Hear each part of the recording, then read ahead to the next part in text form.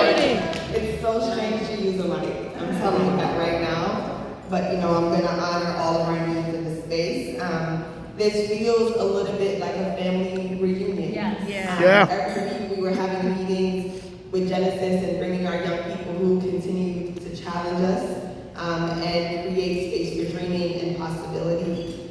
For me, dreaming has always been a part of what's gotten me here today. I remember being 6 years old and saying that I was going to become a lawyer, move to Chicago, and own a BMW. That ain't happening anymore, but it encouraged me, right, to take some steps and to dream. And I often feel like sometimes the possibility of dreaming and the imagination is taken away, especially for those who navigate through the world in Black bodies and people of color and women. And so for me, anytime I enter into a space, there are two things I do, which I'll do right now. One is encourage you to dream, encourage you to vision. That there are so many times when I talk about our values and our beliefs, and in moments of challenge, we might forget what those values are.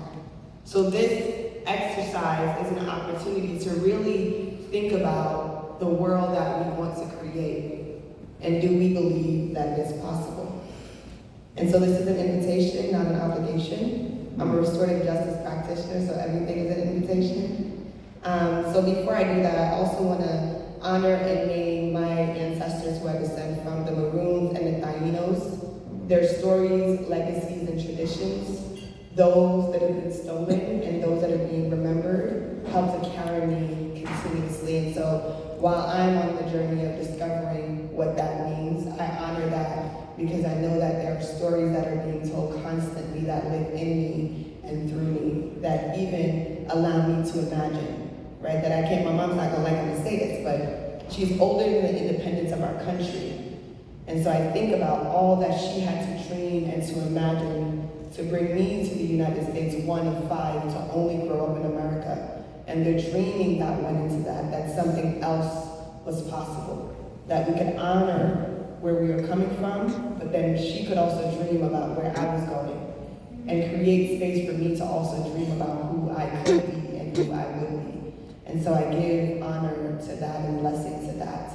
And so with that being said, I invite you to close your eyes. You can also keep them open. And just focus on your natural breath. Don't be worried about what it sounds like to others. Just honor what is moving through your body. And I want you to think about this question. What kind of world do you want to create?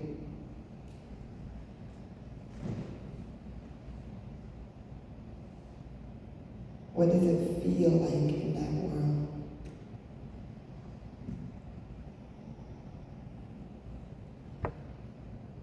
Is it light, like a breeze moving across your skin?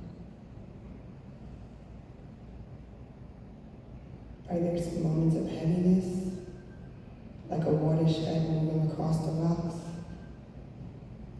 What does it feel like in that world?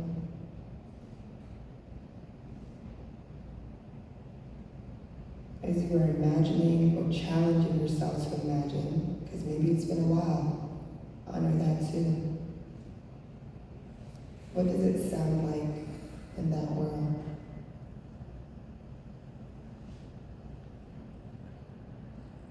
Are there children laughing? Maybe you're laughing too, with deep joy in your belly.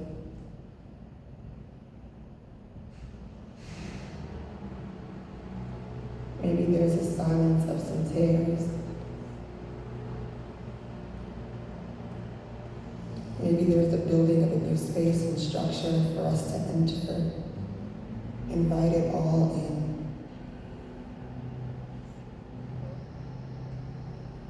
What does it smell like in that world?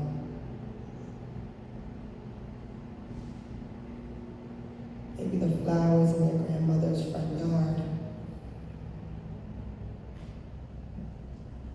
Maybe some patchouli oil in a brewing pot of coffee. Maybe there's a new smell to discover.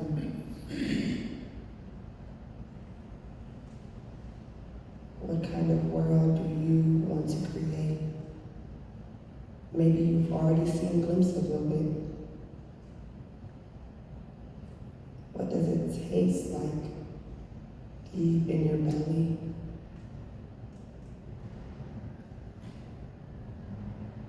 Maybe it's a dish you've only had once, or you have every Saturday, Sunday, and maybe Monday. What does it taste like?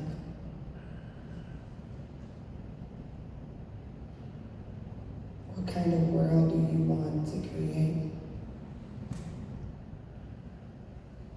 What does joy mean in this world?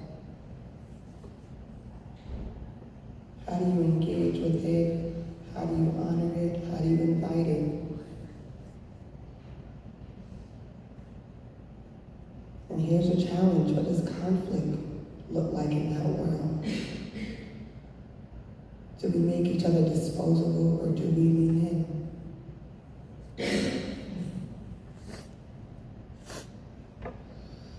What does access look like in that world? Who is on this journey and this path with you? What kind of world do you want to create? Who is missing? Who is on the margins of the margins, and how do we invite them to the center?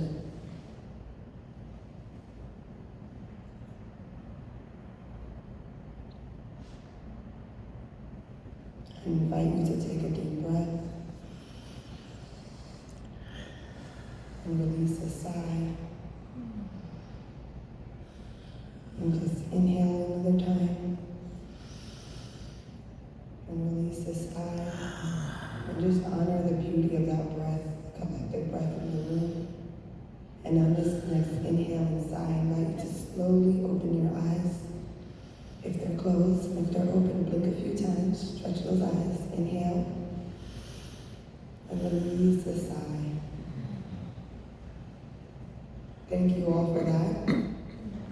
I encourage you to continue thinking about what kind of world that you want to create. And I think about being a young person and how so many times while I was fighting for my rights and I was a young organizer, probably cussing and real mad in the streets. And at a certain point, I realized that I stopped believing that world was possible, that my anger was rooted in the lack of possibility, and had to really challenge myself to think about what kind of world do I want to create. Not one that is imagined, but one that is real and actualized. And so many voices and people that even came before me who are walking right with me to do some of that imagining. This story I've told before, but it is a story that I continue to tell and reflect on. And so I'm going to tell that to you a little bit when I think about Be the Change. And this is a challenging one because I have to be honest with you and I have to be honest with myself, right? We often are asking for people to show us who they are, and sometimes spaces aren't created to honor that. So I'll bring this story to you. In my bio, it was mentioned that I co-manage an organization called Coming to the Table that brings together descendants of enslavement, either through ownership or DNA. And so often folks are meeting across what we see as the color line, right? And we're having to do the work of deep healing, right? What does it mean for families to participate in a history and legacy of genocide? It is often not called that, but that is exactly what it is. When we think about how the United Nations define genocide, but the reality of what it means to kill and destroy nations of Black bodies. And I will say that unapologetically. And so a really good friend of mine kept saying, you need to join, you need to join. And I went to grad school as a sabbatical, I don't know why. I was like, I'm gonna get off the streets and I'm gonna go into the books in Harrisonburg, Virginia. You know, but God said go and I went. And so I remember just being challenged by what I was seeing around me and feeling like in my coursework that we weren't talking about what was happening in this nation. And I went to a peace building program that kind of encouraged and built people up to go over there, right? We're going to do a conflict analysis, and here are 5 ways that we can solve the problem. And there's a history that has also told us that hasn't worked. I love my program, and it challenged me, but I had to be honest about that, because my spirit was saying that there is something else here. And so a really good friend of mine encouraged me to go to a coming to the table meeting.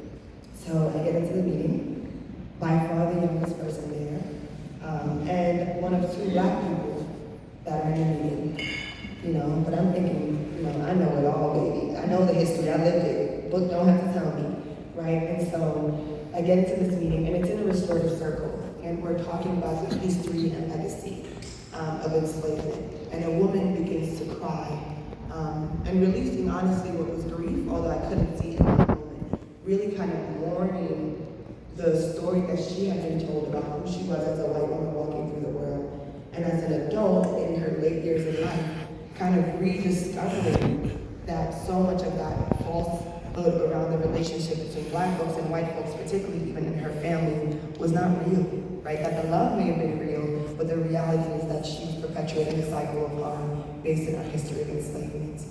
And she was weeping. And as she was crying, I felt no empathy for her. I felt nothing, not even numbness, just nothing. That I just saw tears rolling down her face, and in that moment, I could not connect with her. I couldn't hold anything that she was releasing. And I also began to get angry. There was a black doctor in the space who talked about all the work she had done and her relationship with the NAACP. And she was asking me to give forgiveness. And I could not hold that. And this is someone I still respect to this day. Love both of these women, let's be clear. And so I left that meeting really reflecting on what kind of world do I want to create? Like, who am I? I have all these values when I talk about everyone is worthy. As a kid at 6 years old, I'm crying when I'm seeing the news on TV and I don't know these people. That there were these ways that I felt so deeply connected to everything in this earthly world. And I enter into this space and someone is weeping and mourning, and yet I felt nothing. And so it was an opportunity for self-reflection to say, what do I need to give up? And what do I need to let go of for that to even be possible? And to be clear, that doesn't lack accountability. It doesn't mean that I can't hold her accountable. What it means is I can see her in her fullness, like her full humanness, right? The same way that I want folks to engage with me, not just as Jodie the black woman, but the expansiveness of who I am. And so when I ask the question about what world do I want to create, I also know it means acknowledging my own beliefs. There's stories that I tell myself that make me feel powerful, and what do I need to release, and what do I need to call into the space. And so I left that meeting, right? Did all of this exploration, angry, cussing my friend out, like, you think I was gonna go there and teach these white people, what are you doing, right? But doing all of that, releasing, in some ways, my own mourning, right? About what it means to see her in her fullness because of the ways that I've continued to be impacted by systems around me that I did not create, right? Just happened to be resilient in the face of. And I went back to that meeting.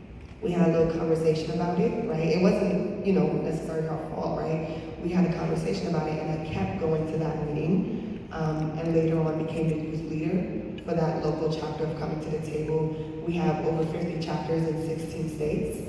And later on joined the board. And then now I'm co-manager, and I've been with Coming to the Table 8 years. And co-authored a book with Tom DeWolf that descends from the largest slave trading dynasty in U.S. history. And so, right here is another space where Tom and I have to journey together about what does it mean to put something on paper, right, about the world that Coming to the Table is imagining and the world that Coming to the Table is seeking to create. And even in that process, I had to learn how to let go. And so that's really a little bit about me, but what I really want to leave you with is that we have to continue imagining that these worlds exist, right? Because if we don't, right, in this moment, the care and the healing that needs to happen in our bodies and for each other won't happen, right? We talk about burnout and we watch each other's flame go out. Right? And that's not what we should be doing. So even in the imagining, it's not about just that world that is next, but that world is here.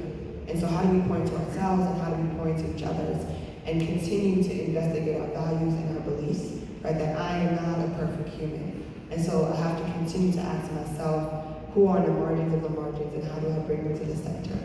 So thank you. It's great to be back with family. Yeah.